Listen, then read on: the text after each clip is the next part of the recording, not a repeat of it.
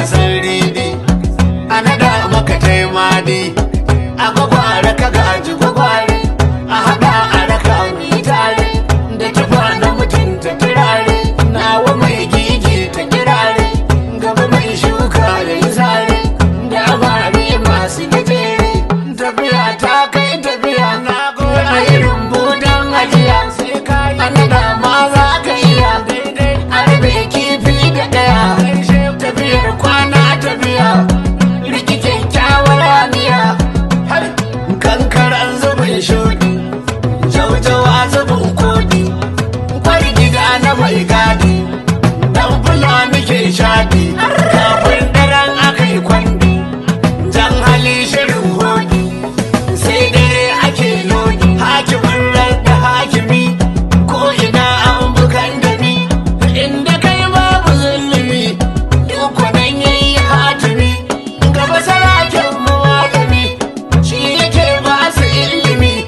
dole ba sun yi sallami tausilan da warnimi maganin masu zai gumi lafiya dai muhammadu gwagware dagun muhammadu jikan dukwaki gudu gangare arzikin tudu radda kafi su zo kudu gashi nan duka gashi nan masu kallo ku dubi nan masu neman ta gata nan gwagwaren na Masu saurare sai ku gyara zama tsaf a daidai wannan lokaci domin jin sabuwar waƙar da daga hutu da rada mai taken Kamusu Nisa, wadda halin yanzu dai ya waƙe shugaban ƙasar Nijar Janar Brigadier Abdurrahman Chani, shugaba mai karamci, shugaba mai adalci, shugaba mai alfarma, shugaba mai taimakon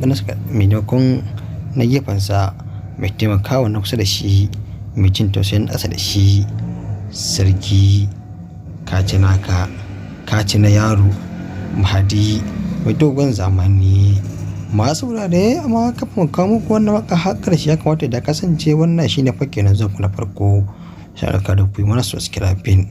tare da mana alamar ƙararrawar sanarwa domin samun labarukan namu da zarar mun dora, tare da nama alamar kuma kan bidiyon namu da lakin da sharing da posting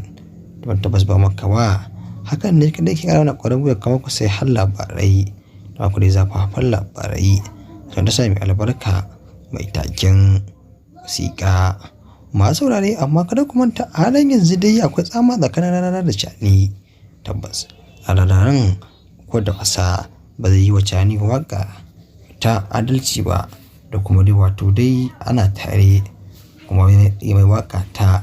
ku zo mu gani ba wanda za a yaba mai, sai dai mai waƙar cin mutunci, rashin mutunci, musamman ma kada wa'innan nan da masa irin su Chani motar kaya, da kuma dai waƙar da ya mai taken bakin madambaci Chani.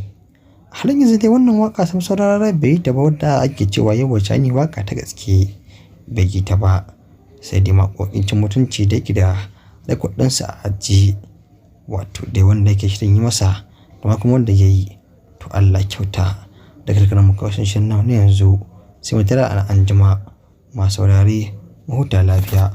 na ku har kullum siyasar wasiƙan nan ta kowa.